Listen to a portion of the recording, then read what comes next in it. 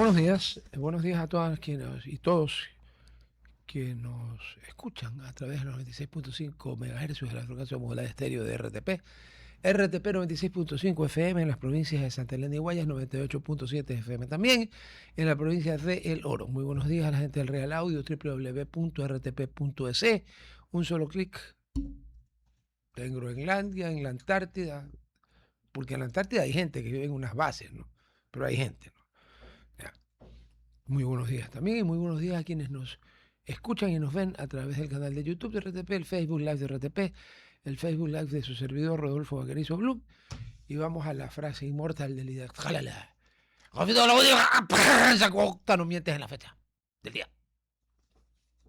Hablan. Lunes 24 de agosto. Lunes 24 de agosto. El lunes 10 de agosto fue feriado por el coso ese que celebran como primer grito de independencia, pero ahí está feriado. Lunes 10, lunes 17, lunes 24.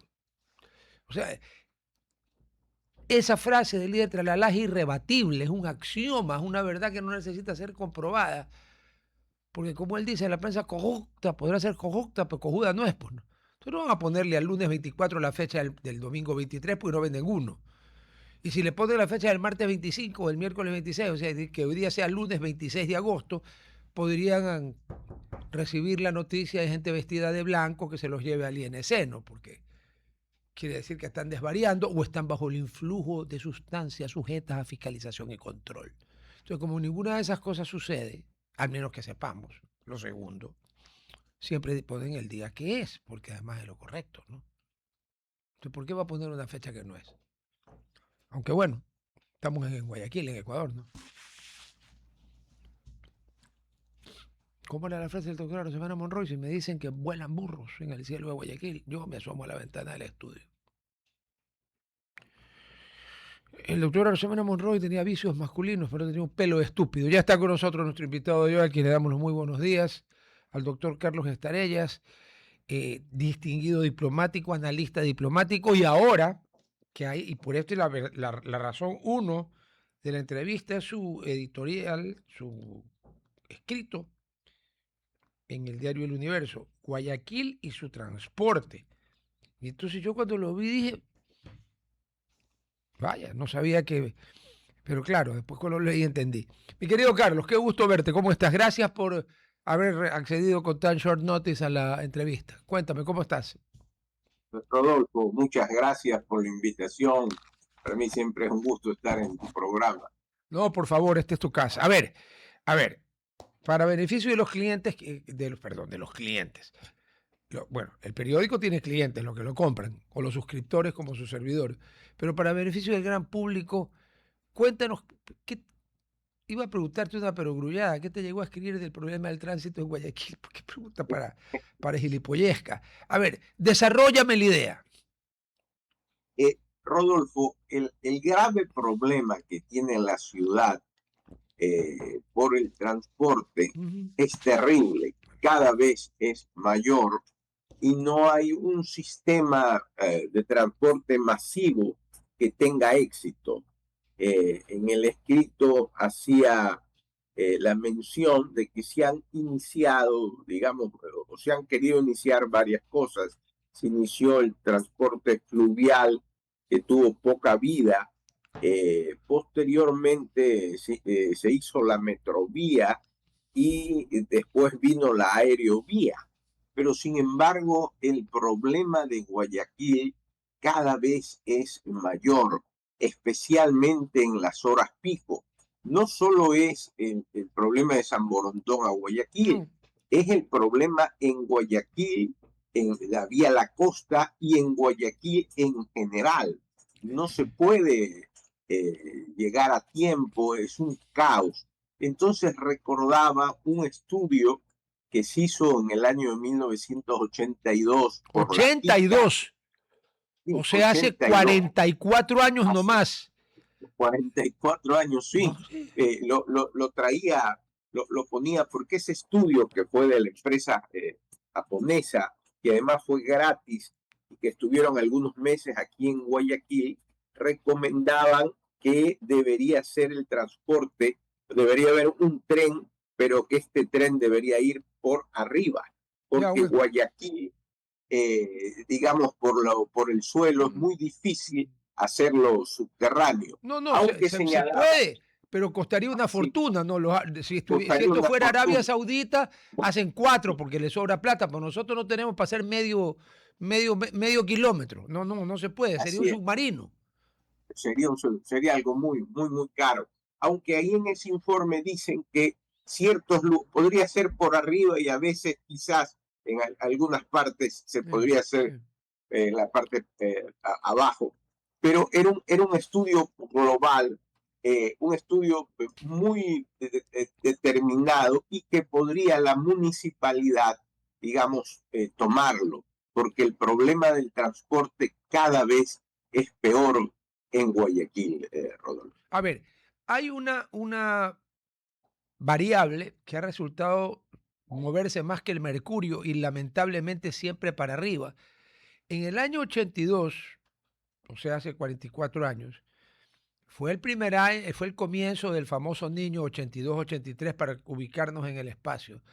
Pero en el año 82 debe de haber habido, ¿qué? La 10ª parte de carros, no peleamos, la 5ª parte de automóviles que hay aquí, y eso sí, la 100ª o la 1000ª parte de motos y sus derivados que hay ahora, que hay por cientos de miles. Entonces, y perdóname, ¿y cuántas calles nuevas tenemos? Así es, enorme, una gran cantidad. Y el problema con las motos es terrible, porque tú estás en el carro y se te cruza la moto, es algo que no tiene lamentablemente un control por parte de la ATM aquí en la ciudad. Entonces, el problema hoy es mucho mayor y por eso sí el artículo, porque yo creo que el problema del transporte es fundamental, hay que encararlo por parte de las autoridades. A ver, vámonos al transporte masivo, pues no, porque lo otro prácticamente el problema es la posibilidad de tener un accidente, o en un taxi la posibilidad de que te embarques en el que no deberías y te lleven a pasear, pero lo otro es el verdadero problema de movilidad, porque a ver, la idea del transporte masivo es que la gente llegue a su trabajo o a su escuela, colegio, universidad, lo que sea, a tiempo, razonablemente a tiempo, ¿no? Ya. Ok. Vamos una por una.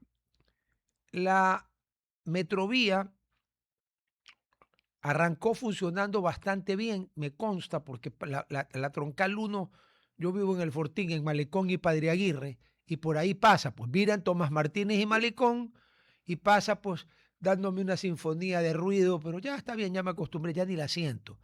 Al principio, hasta antes de la pandemia, funcionaba bastante bien. No perfecto, pero funcionaba bastante bien.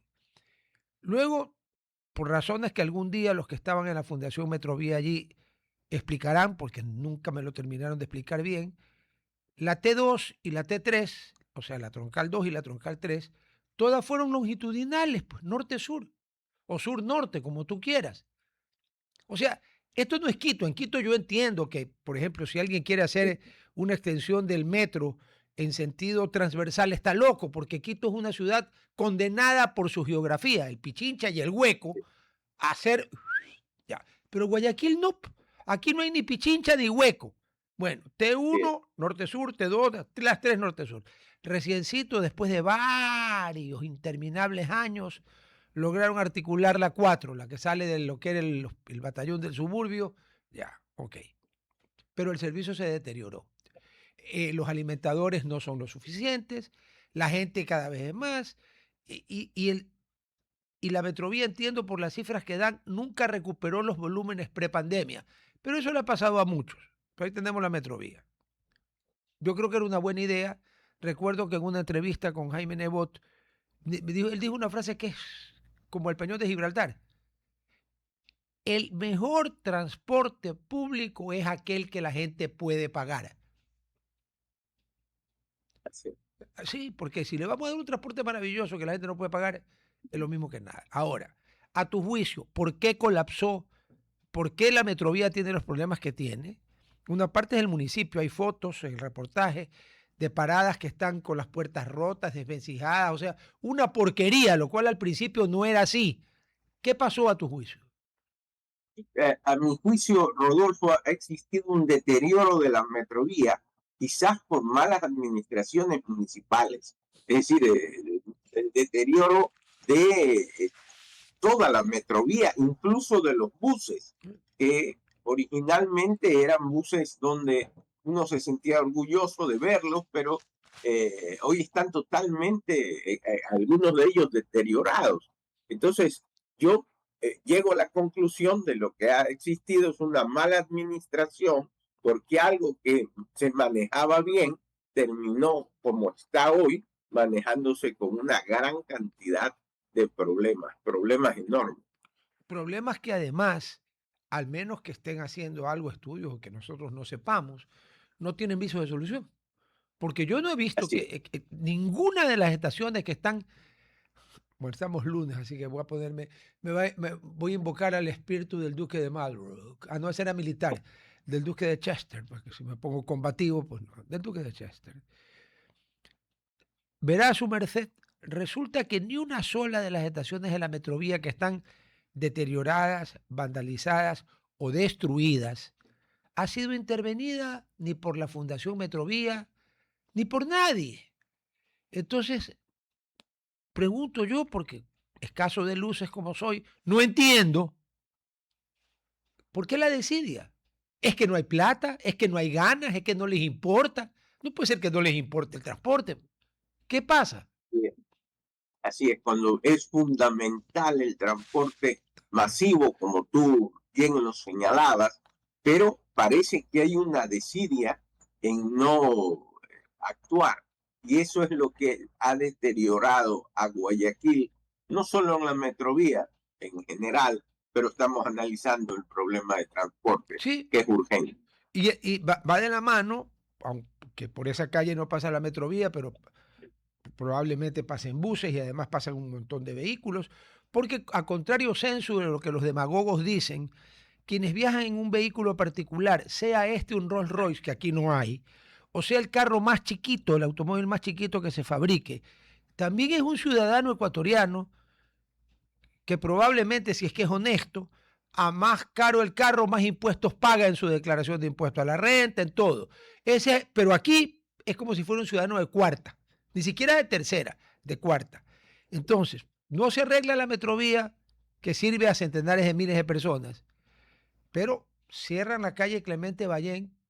Clemente Ballén, hermano, que desde que yo soy chiquito, es una de las calles en las que tú salías del centro antiguo, lo que era el centro en Guayaquil, ¿no? Para irte hacia lo que en ese tiempo era el suburbio. ¿Te acuerdas? Ya, ya, la han cerrado toda porque la van a intervenir. Y perdón, ¿y por qué no interviene primero la Metrovía? Así lo que han generado es un caos.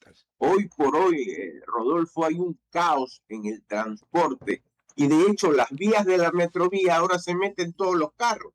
Claro. Entonces tú ves la metrovía parada porque hay vehículos que impiden que la metrovía siga. Es un descontrol terrible lo que hay en el transporte en Guayaquil. Ahora, volviendo a la Metrovía, es susceptible de que con bastantes ganas y bastante trabajo y algo de dinero, porque tampoco hay que gastar una fortuna, eso se puede arreglar. Se pueden arreglar o comprar más buses, se pueden arreglar las paradas, no es que hay que construir, no hay que llamar de nuevo a Messier al ingeniero Eiffel para que mande un discípulo de él que haga lo que ahora es el Palacio de Cristal. O sea, eso es cuestión fácil de arreglar. Ya, vámonos a los otros. En el gobierno del doctor Borja se implementó un transporte fluvial que para mí fue el que le dio mala fama al transporte fluvial porque esas especie de lanchas barcazas perdían una carrera contra una tortuga coja. Eran lentísimas.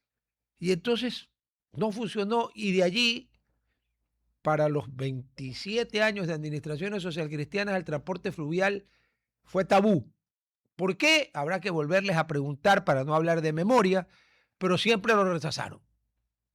Y yo hablo de un transporte fluvial integrado que integre el río con el estero salado. Pues, no unas lanchitas que pasen por el río, pues, no sirve de nada. Te dejan en Malecón y Cuna o en Malecón y la otra. Y Guayaquil es bien extensa, no está limitada como Quito. ¿A qué atribuyes tú que no se haya? A mí me da risa. Estas últimas administraciones municipales han decidido, ¿cómo es? Revivir y revitalizar la calle Panamá. Yo tengo 72 años.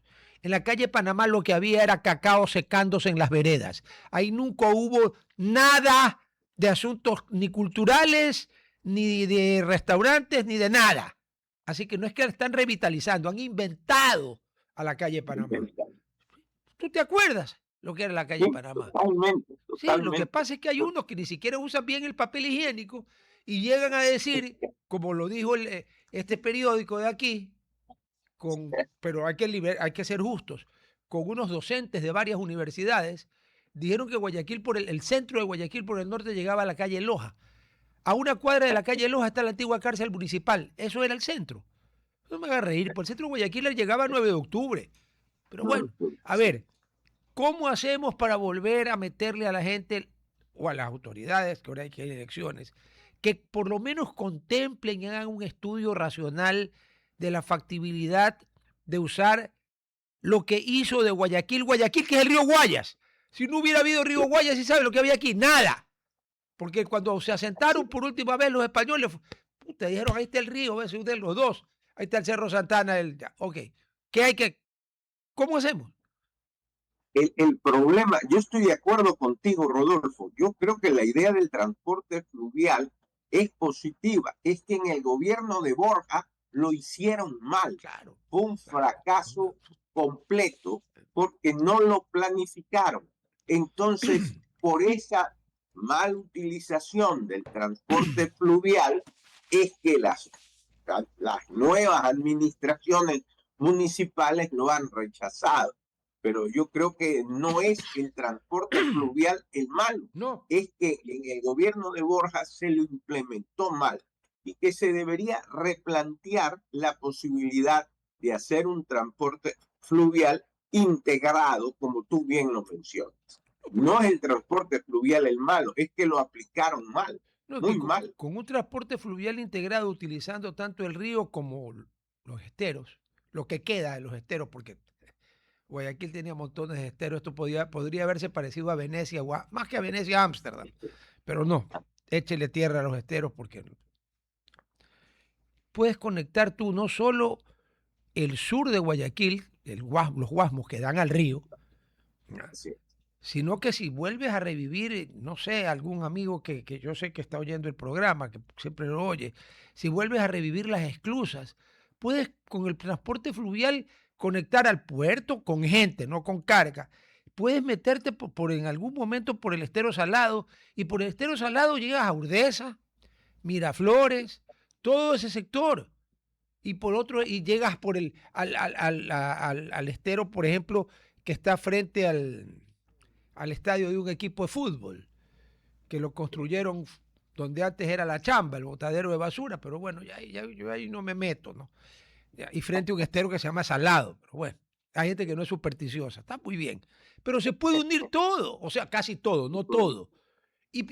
Oye, y aunque aligeres un 20% de la carga terrestre, ¿es o no es bastante? Es bastante, claro que sí, claro que sí. Comparto completamente tu idea. Ojalá que los candidatos traigan esas nuevas ideas y que propongan cosas positivas para Guayaquil. Y algo urgente es el tema del transporte. Ya, a ver. Entonces, tenemos a la Metrovía, que es el transporte terrestre masivo, que con ganas, trabajo y algo de plata se arregla. Ya, ok. Tenemos el transporte fluvial que alguien, si no tienen la idea, no lo van a hacer nunca, como no lo han hecho nunca en tantos años, ¿no? Desde que fracasó, y como bien lo describes tú en el artículo, fracasó, y como lo dijiste ahorita, no porque el transporte fluvial era malo, la implementación fue de horror, o sea, quien inventó eso tenía las cervicales donde las coxillas y las coxillas donde las cervicales con todo lo demás que implican, ¿no? O sea, le embarró. Vamos a la aerovía. Yo pienso que se puede unir, Rodolfo, por el hecho de que hoy compran tantos carros, es tan fácil hoy comprar un vehículo. Acuérdate que antes era tan difícil, pero hay una cantidad de facilidades, cuotas, han entrado los carros chinos aquí al mercado, es decir, se ha multiplicado esta cantidad de vehículos y hay momentos y en las horas picos en que no anda ni la metrovía ni los carros, todo está paralizado. Entonces yo pienso que ahí la única opción es recoger el estudio de la JICA y ir por arriba. Es lo único que nos queda en ciertas horas. Ya, pero a ver, yo desconozco el estudio de la ICA. ¿La ICA qué planteaba? ¿Un monorraíl aéreo? Un monorriel aéreo. Como el que hay en Por lo Miami. menos como que hay. Como el que hay en Miami, que al principio Exacto. no funcionó y luego funciona bastante bien con el tiempo, porque cada vez hay más gente pues en Miami. Ah, ya. Así es. Eso Y se llama más planificar, caro. construir a futuro. Puede que Construir a futuro. yo me acuerdo de la perimetral. Hubo una oposición tenaz, que dijeron que eso era una locura. Terrible. Bueno, tú sí sabes lo que sería de Guayaquil si no existiera la perimetral, ¿no? No se podría Totalmente. manejar. Yo me acuerdo cómo la atacaron, cómo decían que no valía la perimetral, y hoy Guayaquil sin la perimetral no podría. De hecho, se debería construir otra porque ya está colapsada. Sí, como tú lo has dicho, cada vez es más fácil, más asequible que un nuevo vehículo o que miles de nuevos vehículos saturen las mismas calles, porque son, con alguna que otra excepción, son las mismas calles de hace 40 años. ¿Ya? La avenida Quito tiene los mismos 9 o 10 carriles que hace 40 años. El Machala tiene los mismos 8 carriles que hace 40 años. ¿Ya? O sea, todo tiene, excepto los pasos a desnivel que se hicieron con León y Nebote. Eso ya es otra película, ¿no es cierto? Vamos al monorraíl. Es caro. Es caro. Ahí hay un pero que te van a soltar, es que, oiga, eso es caro. Sí, es caro. Lo que pasa es que sería una solución en esto que hay momentos, Rodolfo, en que no avanzas, porque todo está paralizado. Entonces, lo único que queda sería el monorriel, pero igual esto deberían las autoridades municipales, digamos, evaluarlo, ver si es que conviene, pero deben de tener salidas a un tránsito que cada vez está más colapsado en Guayaquil. Ahora, para que la gente no nos entienda mal, porque vamos a hablar de la aerovía, las cabinitas de juguete de la aerovía de 6 u 8 personas, perdóname, pero una cabina que transporte 6 u 8 personas se puede llamar transporte masivo. Yo creo que no. Me van a decir es que no es una cabina, son un montón que van una tras otra. Igual, eso no es transporte masivo. Yo he visto, no hay que irse muy lejos, Bariloche, Argentina. En temporada de esquí tienen el aparato ese que te sube al Cerro Catedral para que esquíes y te rompas la madre si quieres, que es una cosa como un vagón de ferrocarril enorme, que lleva un montón de gente. Fuera de temporada tú trepas por una cosa llamada aerosilla, en la que vas literalmente sentado en una cosa, con una cosa aquí, el hueco acá y el hueco acá. Y la única forma de que no te mueras del susto es ir mirando al frente al cerro. ¿A qué hora llego? ¿A qué hora llego? ¿A qué hora llego? Ya. A ver. Normalmente los cauces de agua se salvan o por agua en barco, bote, ferry, lancha, canoa, yate, chalupa, kayak, lo que tú quieras. Esa es la forma primera de pasar un curso de agua. Segunda forma de pasar un curso de agua, cuando hay billetes, Hong Kong, un túnel. Ya. Tercero, un puente. Ya.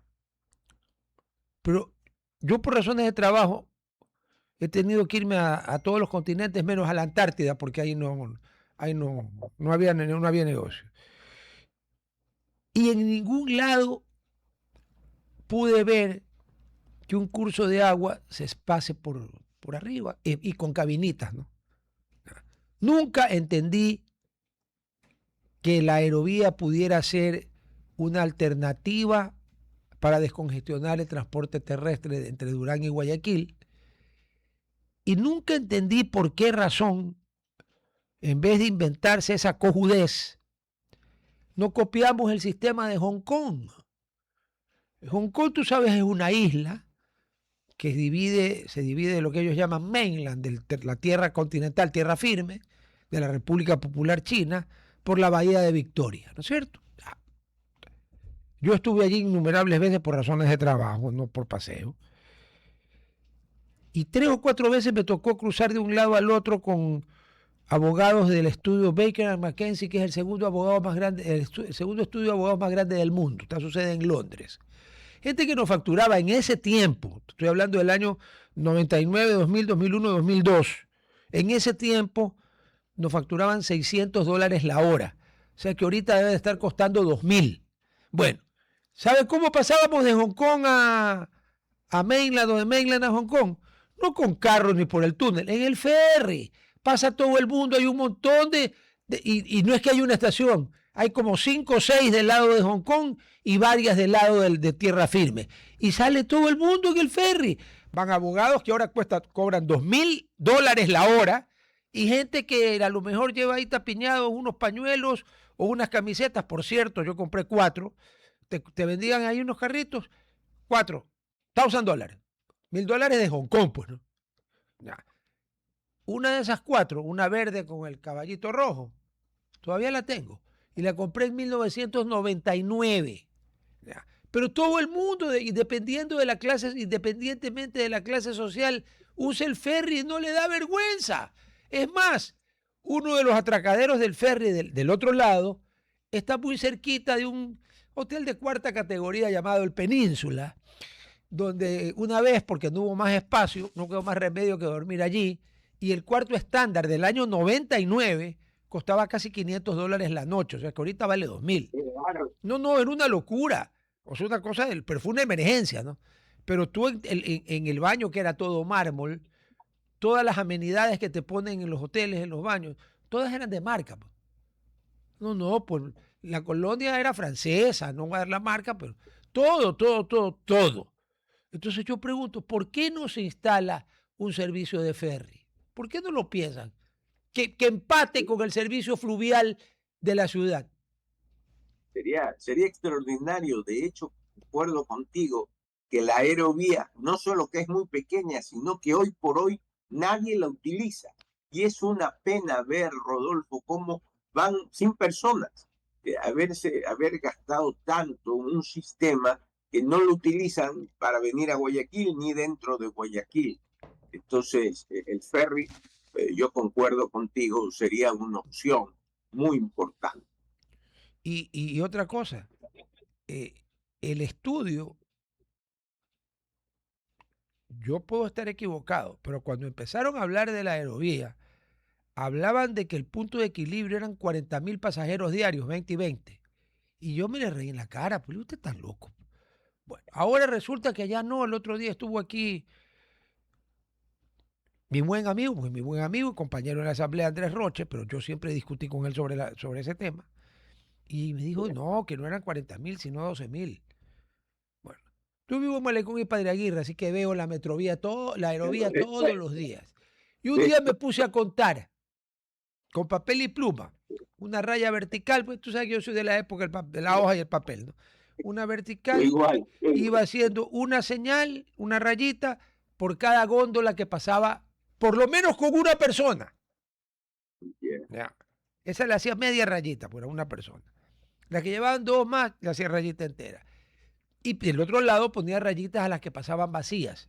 De lunes a viernes. O sea, los días entre semanas, que es cuando más gente supuestamente se moviliza.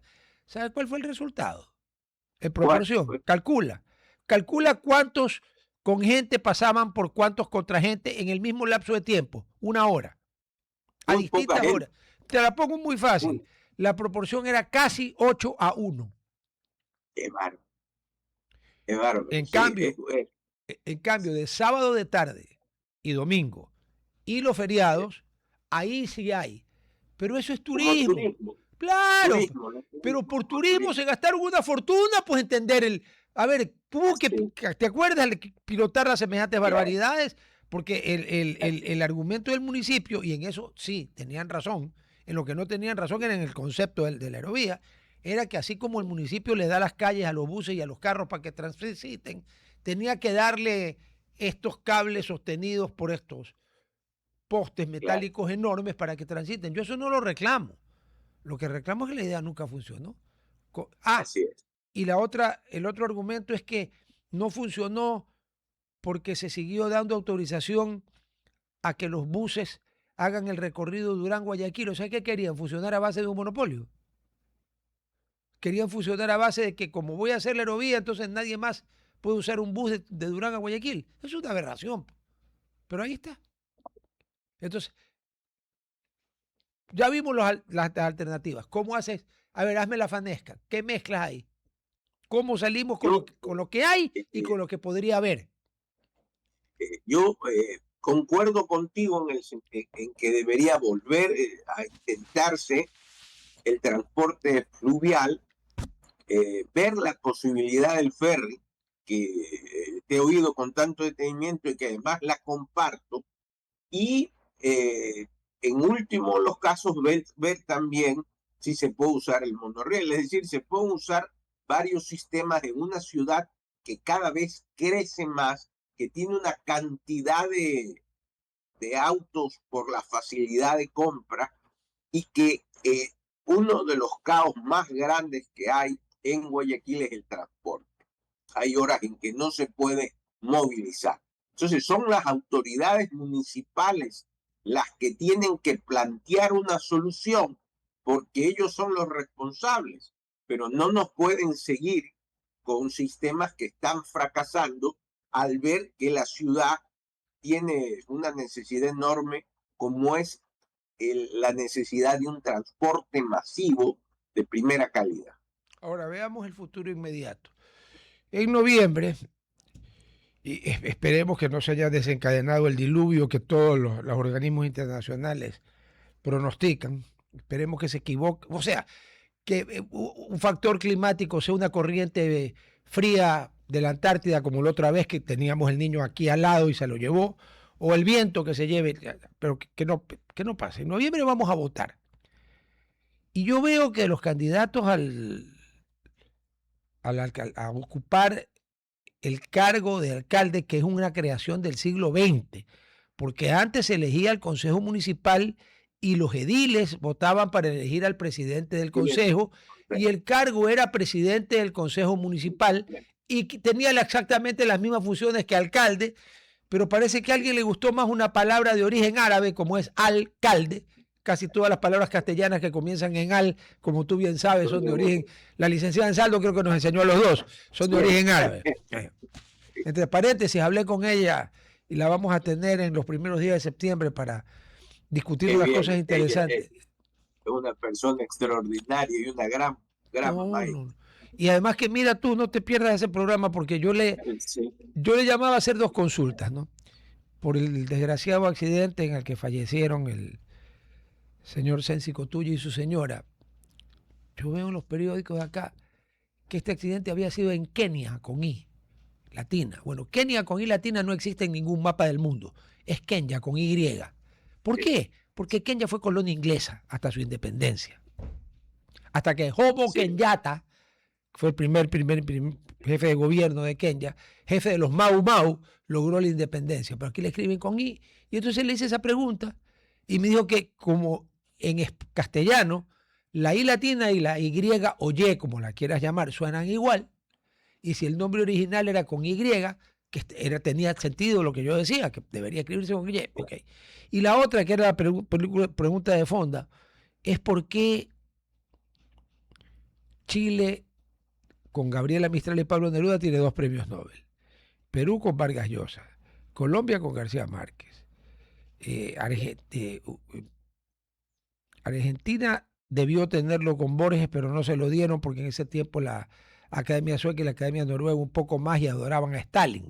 Entonces jamás se lo iban a dar. Guatemala tiene Asturias. ¿Por qué se saltó Chile, Perú, Colombia y Ecuador naranjas? Y ella me dio unos argumentos muy interesantes y defendió el tema y va a ser muy interesante esa entrevista. Pero volviendo a lo nuestro, yo veo que, a ver, la doctora Viteri ya fue alcaldesa y en su mandato no hubo nada de transporte fluvial, no se tocó la idea, ni para bien ni para mal, pero no se tocó la idea. El abogado Roche no es partidario del transporte fluvial, no le gusta, él es de la línea vertical del abogado Nebot, a quien tampoco le gustaba el transporte fluvial.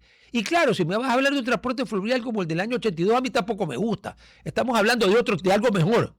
Bueno, pero ya van dos que no les gusta. Ya.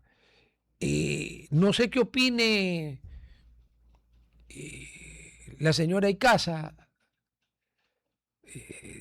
la esposa del alcalde, sigue siendo alcalde porque nadie lo destituyó, la esposa del alcalde que aparentemente va a ser candidata, no sé qué opine del transporte fluvial. No sé qué opine la señora Luzárraga, que creo que quedó de candidata creo que por Pachacuti. Pero yo creo que hay que preguntarles, pues, ¿no? Señores, ¿cómo? A ver, ustedes la seguridad no la pueden resolver porque no es competencia suya y no tienen con qué. Pero el transporte sí es su competencia, suya y de nadie más que suya. Entonces díganos qué van a hacer. Así es. Y eso es lo importante, Rodolfo, que se les pregunte y que expongan qué van a hacer, porque esa es la diferencia para poder votar por ellos y para poder elegir. Ojalá se hagan esas preguntas y yo estoy seguro que tú las vas a hacer, que ellos contesten sobre el transporte, que no le den la vuelta a la situación, sino que expongan cuáles son sus planes con relación a este tema tan importante para Guayaquil. Claro, que no le den la vuelta a una, o la otra que emulen al doctor Osvaldo Hurtado cuando se lo entrevistaba. Y recuerdo que todo el mundo decía que era más fácil agarrar con las manos enjabonadas a una anguila que lograr que el doctor Hurtado te conteste lo que le habías preguntado, porque se iba pues, por 7 tangentes. O sea, un hombre de su erudición tan vasta, pero tan vasta. Pues imagínate, encontraba 10.000 atajos para no contestar lo que le preguntaban, pero está bien. Ok. Creo que el tema del transporte está suficientemente bien aclarada tu postura, o deseas añadir algo más para pasar a otro tema. No. Ahí estamos. Ya, pero yo creo que toda persona que hace opinión le tiene que preguntar a los candidatos a todos, ¿no? A todos los que asistan a los programas, porque hay unos que no van. No sé si tienen miedo escénico o si alguien le ha dicho que algunas personas que hacemos este tipo de programas somos antropófagos, caníbales, que los vamos a mutilar. No sé, pero no vienen. Tienen pánico. De eso hay que preocuparse. Los que no van debe ser por algo. Sí, generalmente es por un problema de cobardía intelectual. Sí. Y por lo menos yo ahí rescato algo. Son conscientes de sus limitaciones. Porque hay unos que hay unos en general, me refiero ahora a toda la humanidad, algunos que no son más estúpidos que porque no pueden, pero tienen una muy alta opinión de sí mismos. Entonces ellos van a todos los programas, los inviten o no, y nos deleitan con una sarta de estupideces, estilo Maduro, ¿no? 5 puntos cardinales. Ya, pero bueno, vámonos al otro tema. Los tontos con iniciativa. Uy, eso es peor que mono borracho con ametralladora. Pero bueno, mono es el animalito, no nosotros. Los peruanos se sabe que no dicen monos a todos los ecuatorianos, ¿no? Con así independencia, si naciste en Tulcán, en Loja, en Guayaquil, Quito o en cualquier parte, monos. Está bien, no hay problema. No hay problema. Yo no me resiento. Después de todo, en la escala evolutiva de Darwin, yo sé que hay sectas cristianas que la rechazan, pero la ciencia no. Y aparentemente los primates muy avanzados y desarrollados y los seres humanos que empezaron a hacer lo que ahora son las personas, que empezaron a desarrollarse, comparten un antepasado común. No es como me decía una amiga mía a mí, si usted quiere descender del mono, allá usted. Ya cuando te tocas con un fanático religioso, sal corriendo, hermano. No, nunca discuta de religión. Bueno, a ver, vámonos al otro tema. El doctor Estrella, como todo el mundo sabe, su área es el derecho internacional y la diplomacia. Y entonces, primera pregunta. Para los creyentes, gracias a Dios. Para los no creyentes, gracias al pueblo de Perú y Colombia, sacaron a la lacra esa de Petro, que como dice Carlos Rucauf, el ex vicepresidente de Menem, el problema del señor Petro es que consumía lo que vendía. Y parece que tenía mucha gripe y usaba un polvo blanco que cura, ¿no?, la gripe. Tiene otros efectos, pero bueno. Y en el Perú, para los que andan diciendo como loros que sí, pero la Fujimori ganó con 49.000 votos. Sí, pero perdió 2 veces también por 40 y pico de mil votos. Y no dijo nada, no habló de fraude, no dijo nada. A ver, los cambios en Perú y Colombia con Del Espriella y Keiko, preguntas de buenas a malas. La mala, la fácil, obvia. ¿Mejoran o empeoran la relación de Ecuador con nuestros vecinos? Una. ¿Qué se puede esperar en el tema de la lucha que Petro no hizo nunca contra el narcotráfico en el lado de Colombia? ¿Hay alguna posibilidad de que un exceso de nacionalismo tengamos un problema con alguno de esos dos países? Dale. Sí. Rodolfo, es importante porque el Ecuador estaba prácticamente peleando solo contra el narcotráfico, los carteles y la delincuencia organizada. Con Petro no nos ayudó nunca, pero no solo no nos ayudó, sino que la cocaína la pasaba a través de la frontera ecuatoriana, utilizando las carreteras ecuatorianas y los puertos ecuatorianos.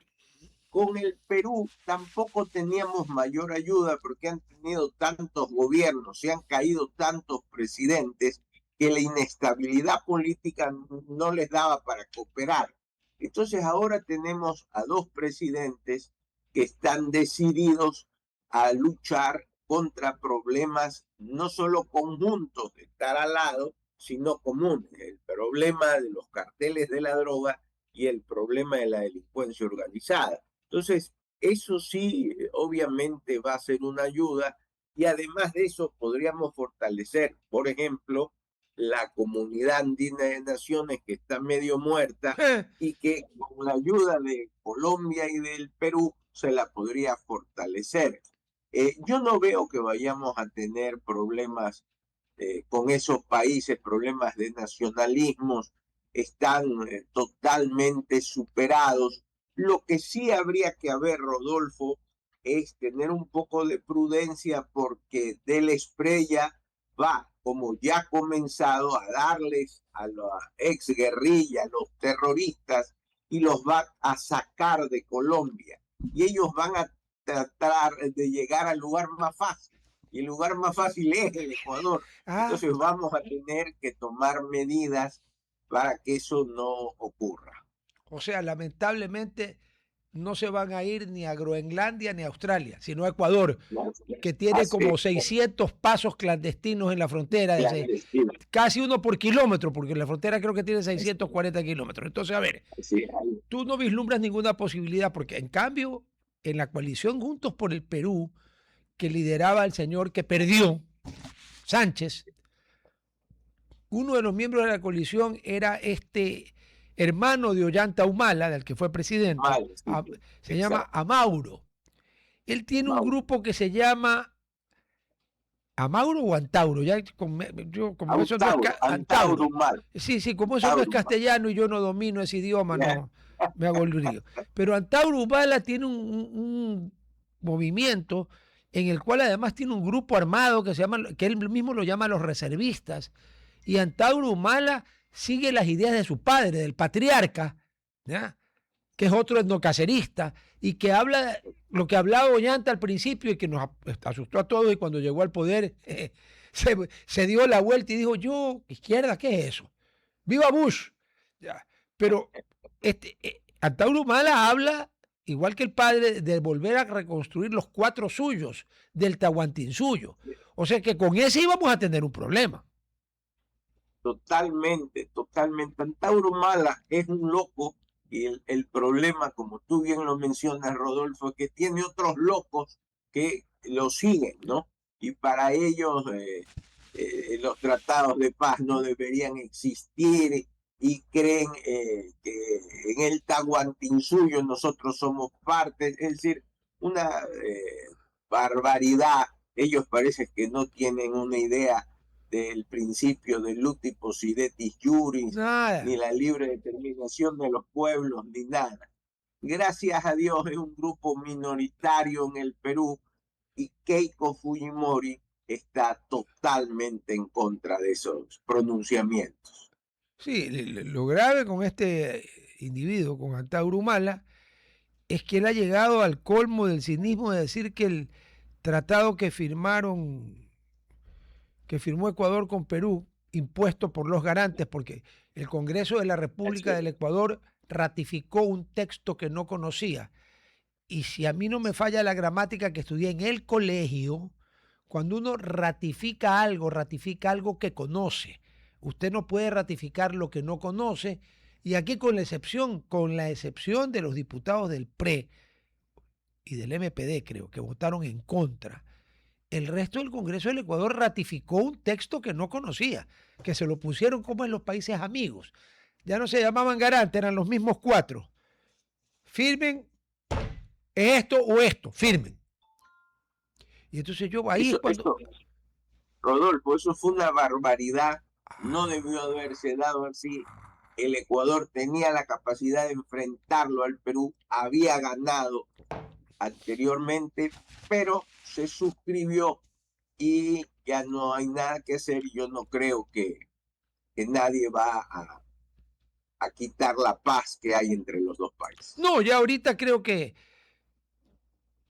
al menos con lo escrito y luego con el problema que hubo con la bisectriz, porque en el Tratado de Paz nunca se mencionó el límite marítimo, pero ya entiendo que ya tendríamos una cierta seguridad dentro de lo que cabe, porque tú sabes que en política internacional los intereses son los más por lo que se maneja. Pero sí se debería escribir, Rodolfo, ese capítulo del Ecuador, más que nada porque te acordarás de los famosos Vladivideos. Sí. Se llegó a decir que habían unos Vladivideos con relación al Ecuador, que eso sí se perdieron. Son los únicos Vladivideos que se desaparecieron, ¿no? Nunca se encontraron. Es que y aquí el Congreso, ofendido, mandó una comisión al Perú para que vaya a investigar esos Vladivideos y no encontraron nada porque fueron a buscar lo que no era. Cuando Fujimori, comunicado por Montesinos, que era el que pagaba, dijo que le había costado $30 millones la paz con Ecuador, no se estaba refiriendo a los políticos. Se estaba refiriendo, como bien lo dijo el Comercio de Lima en una edición de 2 páginas, no dijo, les dieron plata a fulano y a mengano, pero el Comercio de Lima dijo clarito que un papel preponderante y determinante en la consecución del Tratado de Paz con el Ecuador habían sido determinados, destacados miembros de la prensa y de la opinión del Ecuador. Ahí fueron los 30 millones, no a los diputados. ¿Estamos de acuerdo? Totalmente. Llegaron a decir cosas que ni siquiera se decían en el Perú. Eso fue lo peor. Llegaron a decir cosas que ni en el Perú decían. Una barbaridad y ojalá que se escriba sobre eso. Sobre los falsos ecuatorianos que en un momento determinado se dejaron llevar por el dinero. Bueno, es que don Francisco de Quevedo y Villegas tenía toda la razón del mundo cuando escribió esa pequeña obra que dice: poderoso caballero es don dinero. Y hay gente lo suficientemente miserable para vender a su país por unas cuantas, por unos cuantos millones de dólares. Pues, ¿no? A ver, tampoco eran unas monedas. Algún día, yo espero, ojalá antes de que me muera, espero que algún día el señor Montesinos le entre un arranque, se le aparezca el Señor, tenga una epifanía y diga: ¿sabe qué? Aquí están los que faltan. Aquí están los nombres, los cargos y en qué medios de comunicación. No era en el Congreso. Porque, a ver, con 30 millones no compraba para el Congreso. Si eran 100 diputados. No alcanzaba. Pero aquí compraron a 10 o a 15 traidores a la patria. Para ponerlo barato. Así es. Ellos hablaban de hablaban de una soberanía funcional que no existía. ¿La soberanía es o no es soberanía? no soberanía funcional. Perdón, ahí sí ya me hablaste en ruso primitivo. ¿Qué es eso de soberanía funcional? Claro. Mira, yo tuve la oportunidad de ir a la Universidad de Maryland, estaba estudiando el caso Ecuador-Perú, y en la segunda parte se reunieron en Quito y tuvo que renunciar el doctor Vladimiro Álvarez, A que mi era maestro, rector de la universidad. mi maestro y mi decano. Sí, era rector de la universidad porque él había sido nombrado negociador oficial. Entonces él tuvo la generosidad de ponerme a mí, de proponer mi nombre. Y yo fui a Quito. Yo era un profesor joven de Derecho Internacional. Sí, claro, de esa época, claro. Estamos hablando del año 97. Claro, nos reunieron en una hacienda 98. fuera de la ciudad. Y la propuesta era de la soberanía funcional. Y yo les dije que el concepto de soberanía era uno solo, que solo hay soberanía, no hay soberanía funcional. Y eso lo explicaban para dar un puerto, pero que era propiedad privada. Obviamente, yo estuve en contra porque mi profesor de Derecho Político, que era el doctor Ramiro Larrea, me había dicho que la soberanía era un solo elemento, y la profesora de Territorial, Mariana Argudo, me había señalado, solo hay una soberanía. Entonces me enfrenté, pero ellos ya tenían la idea. Y eso fue lo que se plasmó posteriormente, lamentablemente. A ver, tanto el doctor Ramiro Larrea Santos, quien fue mi maestro en sexto curso en el colegio, la materia era cívica, pero el doctor Larrea nos daba derecho político. Y luego derecho político en la universidad, los 2 primeros semestres, pues, 1 y 2. Sí, hombre que ejerció el Ministerio del Trabajo, que fue presidente de la Corte Suprema, y es de los pocos y de la Comisión Anticorrupción, y de los pocos ecuatorianos que han salido más pobres al salir del cargo de los que entraron, porque al doctor Larrea ni un millonésimo de centavos se le hubiera pegado si no era de él. Y a Mariana Argudo, mi gran amiga, nunca fue mi profesora, pero fue una gran amiga, una mujer excepcional, ambos de honestidad, pero de honestidad. La honestidad no es solo no robar, hay honestidad moral, hay honestidad ideológica, hay honestidad de comportamiento. Gente como esa le hace falta al Ecuador hace rato, pero bueno, que en paz descansen ambos. Yo sí te iba a decir, soberanía funcional. Pero si, perdóname, pero ¿tú eres soberano o no eres soberano? Una señora está encinta o no está encinta. Uno está muerto o no está muerto. ¿Cómo es esto de la soberanía funcional? Era para proponer ese puerto, pero era de propiedad privada del Ecuador y seguía siendo soberano del Perú. Una barbaridad, una barbaridad. Y a eso lo llamaban pomposamente soberanía funcional. Ese puerto era el que nos iban a dar sobre el Marañón, pues, ¿no? En alguna parte. Así es. Pero había otro problema, era prácticamente imposible llegar allí. Pues. ¿Cómo llegábamos allí? Ese era el otro problema. Así es. Ay, Dios mío. Ok, pero ya las cosas se arreglaron. Ok, perfecto. Tú tocaste el tema, yo te lo iba a preguntar. Del Espriella parece que es o tan decidido como Uribe o más. Y les va a dar con todo. Y bueno, y Trump lo va a acolitar en todo. Así que, ya. Como tú bien dijiste, esa gente, cuando el ejército colombiano, con una ayuda brutal de Estados Unidos, el Plan Colombia fueron varios miles de millones de dólares. Y Trump es capaz de darle otro Plan Colombia sin ningún problema. Van ¿cómo se llama cuando la gente no quiere utilizar la palabra huir? Dicen, una retirada estratégica. Se van a retirar estratégicamente y no se van a ir al Brasil. Porque además eso es la selva, ahí no hay nada. No. Ni tampoco se van a ir a meter a Perú, porque también es la selva. Además que Perú tiene varios destacamentos allí. Van a venir para acá. Ya, pregunto. Si bien es cierto que ya hay una cooperación y han llegado helicópteros Black Hawk y todo eso, pero con eso no alcanza.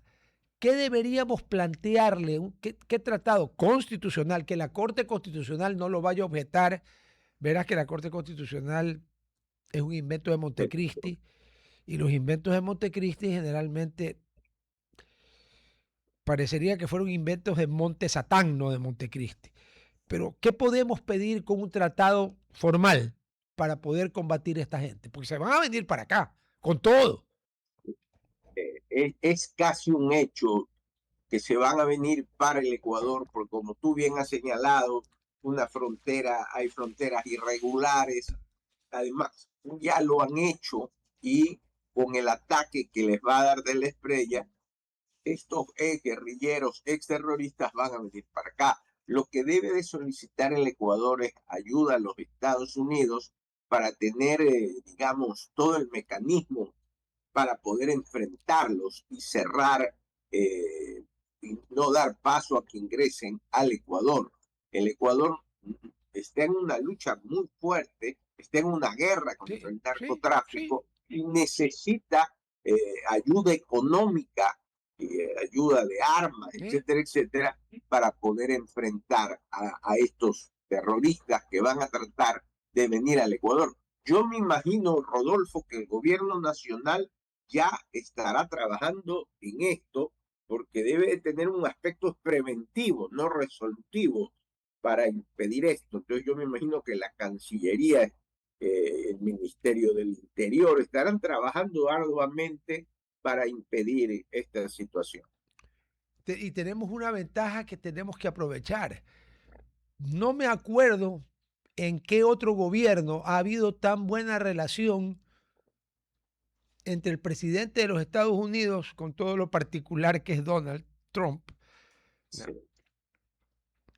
que lo prefiero, con todo lo particular que es, lo prefiero 1000 veces a la señora Kamala Harris, que cada vez que le preguntaban algo, te decía, well, as you know, my mother have to work very hard in order to support my little sister and me.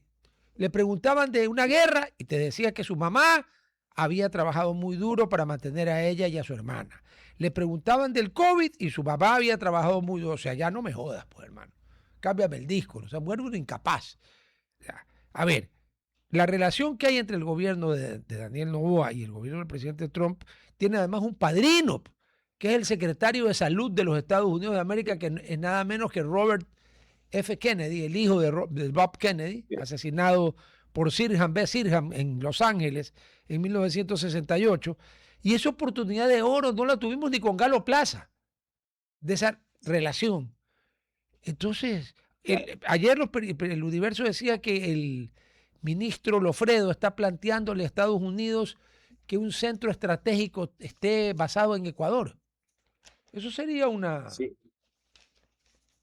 jonrón, ¿o no? Sí, tú tienes razón, Rodolfo. Quizás la mejor relación la tuvimos antes con Galo Plaza Lazo, porque llegó a ser secretario general de la OEA. Candidato a Estados Unidos. Exacto, tenía una gran, salía en las revistas de Estados Unidos. Hoy la mejor relación, desde el regreso a la democracia, la tenemos con Daniel Noboa. Claro. Entonces hay que aprovechar esa relación y pedir la ayuda que necesitamos. Eso es fundamental. Yo estoy seguro que el gobierno estará trabajando en esto y tiene que aprovechar esa relación, ese padrino que es el señor Kennedy, para poder solicitar toda la ayuda posible al Ecuador, que en este momento está en una guerra contra el narcotráfico y la delincuencia organizada. Además que lo de padrino, refiriéndose a Robert Kennedy, es literal. Él no es padrino del señor presidente, pero es padrino de su hermano menor, Santiago, que fue bautizado en la Catedral de San Patricio y en la que yo estuve allí, en el bautizo, porque para nadie es un secreto mi cercanía y amistad con Álvaro Noboa, que tiene un quebranto en su salud extremadamente lamentable, pero así es la vida, ¿no? A uno nos juega, a otros no nos juega.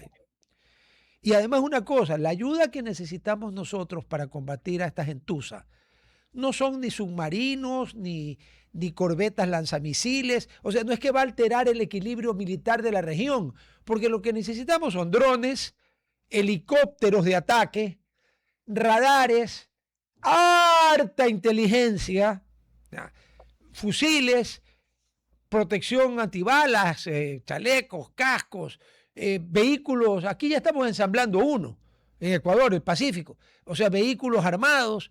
O sea, eso no altera el equilibrio. O sea, para pelear contra la narcoguerrilla no le vas a pedir a Estados Unidos que te mande casas F-35 porque Donald Trump te va a quedar mirando y te va a preguntar, ¿tú crees que yo soy cojudo? Eso no es para, o sea, no altera el equilibrio, no haría ni que Colombia, ni que Perú, ni que nadie reclame, porque es un armamento de otra índole.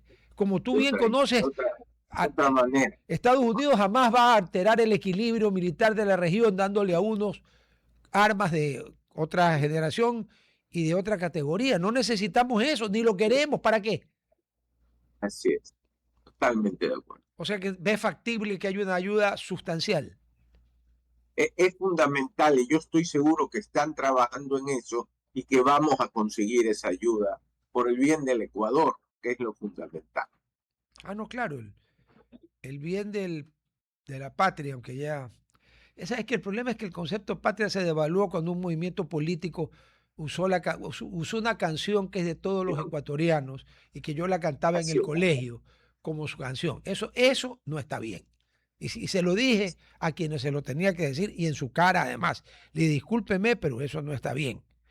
Porque yo sé que usted y yo la cantamos en el mismo colegio, en distintas épocas, obviamente, ¿no?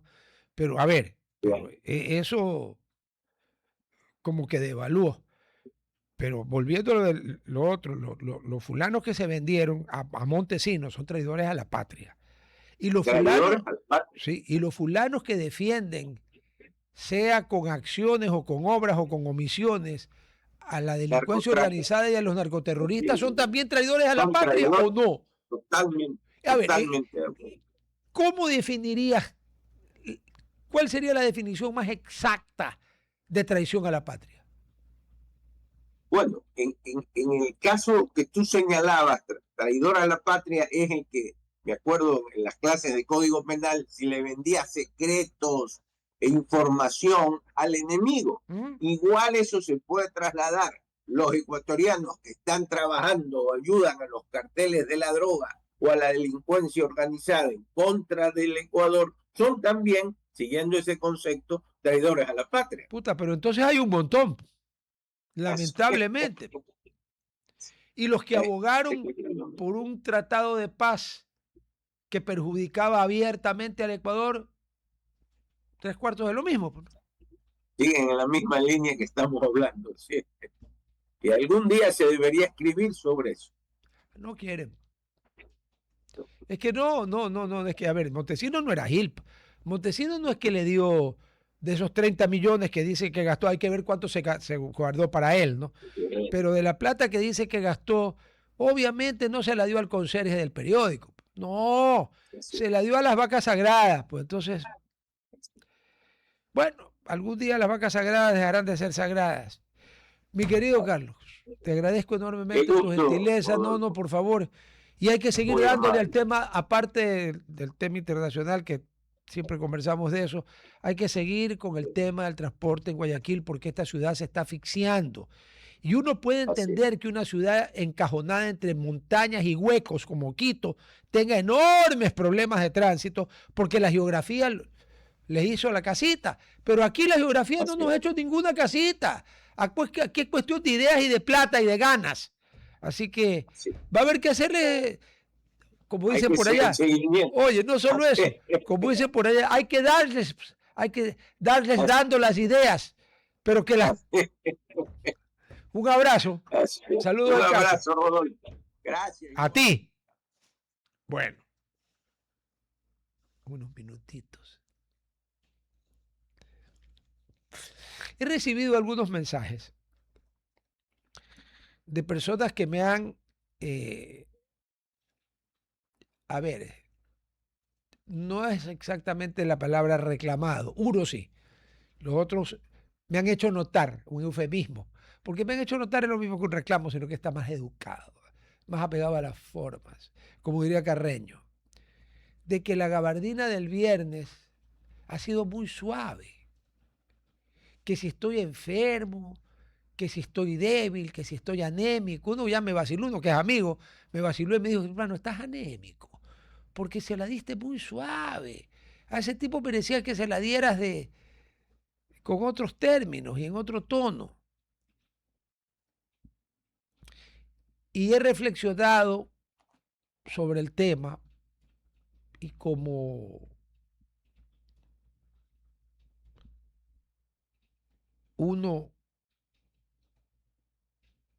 cuando uno comete el grave error de ser tan... A ver, yo creo que la gente que tiene soberbia en un poquitito que sea de exceso es estúpida, por definición. ¿Ya? Generalmente los soberbios son gente estúpida e insegura, aunque aparenten lo contrario. Pero como dijo Jacinto Benavente, pues hombre, en su inmortal obra que le valió el premio Nobel, Los intereses creados, que se la recomiendo, es un librito así de ancho, chiquitito, así que no se necesita ser un amante de la lectura para leerlo. Hay una frase genial allí. Bueno, Benavente era un genio, ¿no? ¿Sabe cuál es la frase? Abro comillas. Las apariencias engañan. Cierro comillas. ¿Sabe qué? Es difícil argumentar contra una frase como esa, porque las apariencias engañan. Hay gente que aparentemente parece ser por las apariencias que es una buena persona. Ese es el que te da la vuelta y te apuñala por la espalda. ¿Ya? Hay otros que aparentan ser muy buenas personas y más honestos que la honestidad en persona. Apenas tienen chance de robar, no se llevan el terreno también porque no se puede. O sea, las apariencias engañan, creo que todos estamos de acuerdo. Entonces, como decía, como la opinión de quienes tienen la bondad de escuchar a este servidor, yo la valoro bastante. Voy a volver a escuchar, porque eso no tiene la ventaja que la puedo volver a escuchar, y efectivamente ver en dónde estuvo la anemia. Esa fue genial, mi hermano, estás anémico. Digo, ¿qué? ¿Por qué? No estoy anémico. Porque, hermano, estabas muy blando. Entonces voy a volver a oír. Y si, a ver, una cosa sí les aclaro. Si el reclamo o el haberme hecho notar que aparentemente fui muy suave con este miserable, les voy a decir algunas cosas. Yo no tengo ningún reparo en utilizar lo que la gente muy educada dice malas palabras. Cero. Yo soy de la escuela de don Francisco de Quevedo y de don Miguel de Cervantes. El Quijote está lleno de la frase idepú, H-I-D-E-P-U, unido. En el castellano de ese tiempo, idepú era exactamente como ahora es hijo de, ya saben ustedes. Ya. Entonces, sí, monstruos geniales de ese calibre usaban ese lenguaje. Que hay que usar el Hubble para verme a mí al lado de ellos. ¿Por qué no lo puedo usar? Pero también es verdad que a uno le pueden decir idepú sin necesidad de decirle idepú. Usando otras palabras igual de fuertes. Llamarle a alguien malparido y malnacido. Vea, llamar a alguien miserable es uno de los peores insultos que hay. Y le voy a explicar por qué. Porque el idepú de de Miguel de Cervantes y Saavedra, nunca me voy a olvidar cuando el difunto maestro Paco Tobar García me invitó a su casa por un artículo que yo había escrito en el Telégrafo en 1988. 87, 88, o fines del 87 o principios del 88. Y en un momento dado de la conversación, tomándonos unos vodkas, que era la bebida que le gustaba a Paco Tobar, que en paz descanse, me mencionó y me dijo el hijo de la Saavedra y me cogió fuera de base. El hijo de la Saavedra, ¿de qué? Yo me puse a pensar, no, pues la papirusa era doña Hortensia Benavides, perdón. Era la prostituta más célebre de Guayaquil en su tiempo. ¿Saben de qué era hija, no? De un presidente del Perú, de un expresidente del Perú. Para que se vayan ubicando. Ya. Miserable es un insulto terrible, porque el miserable es una condición inherente a la persona. En cambio, el ser idepú es un accidente, o sea, uno no escoge a los parientes. Y el idepú por méritos propios, lo que es un miserable con otro nombre. Pero voy a revisar y de ver si de verdad estuve muy suave, como uno me dijo, anémico, como me dijo otro. Y de ser el caso, pues alguien va a pagar los platos rotos el próximo viernes. Mañana tenemos a mi general Moncayo, exalcalde de Quito. Y yo le quiero hacer algunas preguntas sobre la situación de la antes muy noble y muy leal ciudad de San Francisco de Quito, la que ahora le llaman el DM, el Distrito Metropolitano. Ya le cambiaron el nombre. Nos vemos mañana. Chao. RTP